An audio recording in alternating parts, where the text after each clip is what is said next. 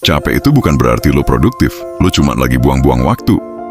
Sob, sadar nggak sih, banyak orang di sekitar kita, mungkin termasuk lo, yang hidupnya sibuk banget.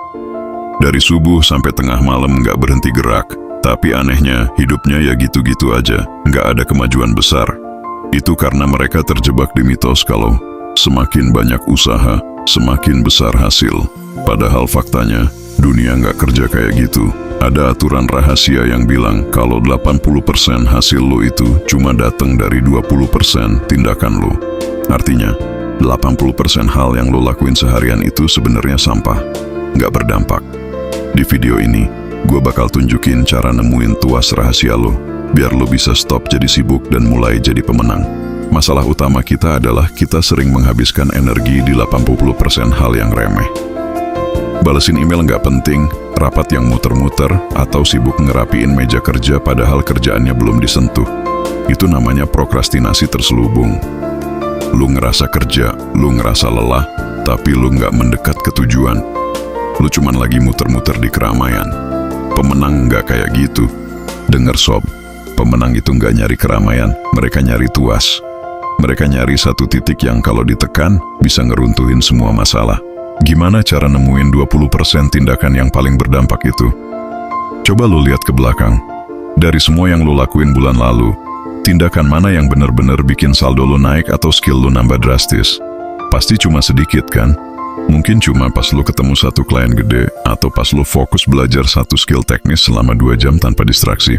Nah, itulah 20% lu.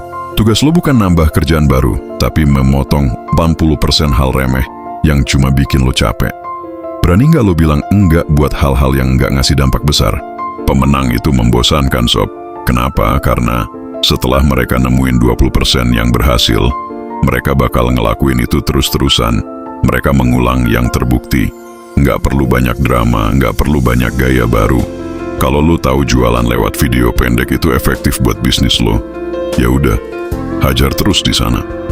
Jangan malah sibuk nyobain cara lain yang belum tentu jalan cuman karena lo bosen.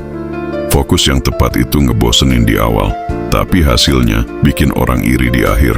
Kemajuan besar itu jarang lahir dari usaha yang banyak banget.